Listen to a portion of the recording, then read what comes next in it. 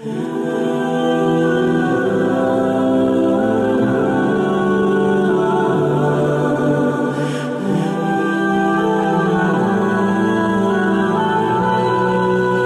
نو مسلم عورت کے قبول اسلام کا سبق آموز واقعہ انہی کی زبانی پیش ہے۔ میں 1949 میں آسٹریلیا میں پیدا ہوئی۔ میرے والدین دہریے تھے اور اعلانیہ خدا کا انکار کرتے تھے، اس لیے میری پرورش اسی ماحول میں ہوئی۔ میری ایک چھوٹی بہن تھی اور والدین کی پوری کوشش تھی کہ ہم دونوں بہنیں کسی مذہب کے جھنجٹ میں پڑے بغیر زندگی گزارتی رہیں، لیکن اس کے برعکس ہوا یوں کہ میں ابھی سیکنڈری اسکول کی طالبہ تھی کہ مذہب میں میری دلچسپی بڑھنے لگی اور خدا کے تصور کے بغیر میں ایک قسم کی الجھن میں اور بے اطمینانی محسوس کرنے لگی،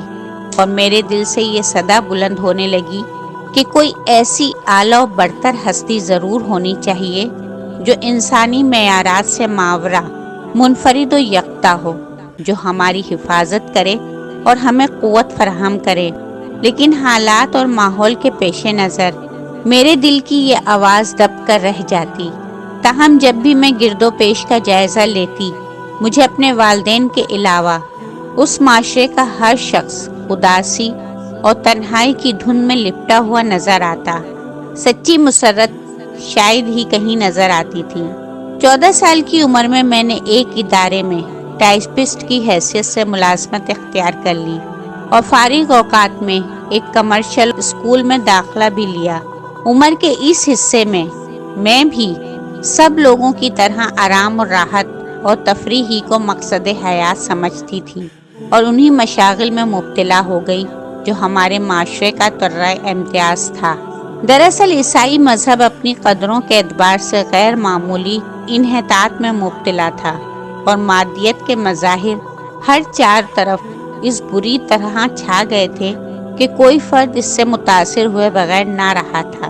لیکن میں اسے اپنی خوش قسمتی ہی کہوں گی کہ اس سب کے باوجود میں نے ذہن کے دریچے کھلے رکھے اور عیسائیت کے بارے میں معلومات حاصل کرنے کی کوشش کرتی رہی۔ لیکن افسوس کہ یہ مذہب میرے شعور و وجدان کو مطمئن کرنے میں قطعی ناکافی رہا۔ چونکہ میں نے دہریت و انکار کے ماحول میں پرورش پائی تھی، اس لیے میں ٹھوس عقلی ثبوت چاہتی تھی۔ مجھے پادریوں اور دیگر مذہبی رہنماؤں کی غیر مستند اور من گھڑت روایات مطمئن نہیں کر رہی تھی۔ 1967 میں میری عمر 18 سال تھی جب مشرق وسطیٰ میں جنگ چھڑ گئی اور یہی وقت کا سب سے بڑا موضوع بن گیا۔ قدرتی طور پر میرا ذہن بھی اس سے متاثر ہوا اور بے اختیار جی چاہا کہ عربوں کی تہذیب اور کلچر کے بارے میں معلومات حاصل کی جائیں اور دیکھا جائے کہ ان کے مسائل کیا ہیں، یہودیوں سے ان کے اختلافات کی بنیاد کیا ہے اور ان کے طرز حیات کی کیا خوبیاں اور کیا خامیاں ہیں۔ چنانچہ میں نے مختلف کتب خانوں سے رابطہ قائم کیا، پہلے عربوں کے بارے میں مطالعہ کیا اور پھر اس حوالے سے اسلام سے متعارف ہوئی۔ لیکن یہ افسوسناک امر ہے، جتنی بھی تاریخی کتابوں، ناولوں اور رپورٹوں کا مطالعہ کیا، ان سب میں اسلام اور عربوں کے خلاف مصنفین کا تعصب اور عناد جھلک جھلک پڑتا تھا، اور میں حیران تھی کہ غیر جانبداری، اعتدال اور انصاف کے علم برداروں کو کیا ہو گیا ہے۔ آخرکار اللہ تعالیٰ نے میری مدد کی اور میں ویانا میں ایک مسلم کلچر سوسائٹی سے رابطہ قائم کرنے میں کامیاب ہو گئی، اور یہاں میں نے اسلام کے بارے میں خود مسلمانوں کی لکھی ہوئی کتابوں کا مطالعہ کیا، اور مجھے یہ جان کر بے حد خوشی ہوئی کہ اسلام تو محبت اور مساوات کا مذہب ہے۔ اس پر مردم کشی یا دہشت گردی کا الزام اپنے اندر کوئی حقیقت نہیں رکھتا۔ اس کا کسی خاص قوم یا نسل سے کوئی علاقہ نہیں، بلکہ سراسر بین الاقوامیت کا حامل ہے۔ مجھے اسلام کے اس پہلو نے بالخصوص بہت متاثر کیا کہ اس مذہب میں رنگ و نسل اور علاقے کی کوئی تفریق نہیں، اور اللہ کی نظروں میں وہی شخص عزت کا حامل ہے جو اس کی حاکمیت کا زیادہ شعور رکھتا ہے۔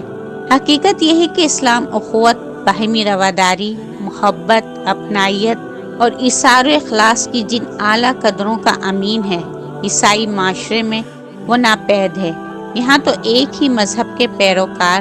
گورے اور کالے، ایک گرجے میں مل کر عبادت بھی نہیں کر سکتے، بلکہ ایک ہی نسل اور رنگ کے امیر عیسائی اور غریب عیسائی ایک ہی گرجے کے الگ الگ درجوں میں عبادت کرتے ہیں۔ اور یہ اس طرح کی بہت سی خوبیاں تھیں جن سے متاثر ہو کر میں نے 20 سال کی عمر میں، یعنی 1959 میں،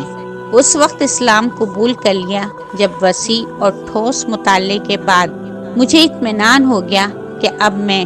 ایک بامقصد اور مفید زندگی گزار سکتی ہوں، اور یہ کہ اسلام بیک وقت انسان کو روحانی طور پر بھی آسودگی بخشتا ہے اور ایک حسین امتزاج کے ساتھ اس کے مادی مسائل میں بھی صحت مند رہنمائی عطا کرتا ہے۔ تہذیبی سطح پر اسلام انسانی ذہنوں کی تخلیقی صلاحیتوں کو پروان چڑھاتا ہے اور اپنے پیروکاروں پہ انصاف اور صداقت کی بنیاد پر اخلاص اور خدمت کا وہ جذبہ پیدا کرتا ہے جو خود ان کے لیے بھی عزت و سربلندی کا باعث بنتا ہے اور عام انسانوں کے لیے بھی امن اور رحمت کا سبب بن جاتا ہے۔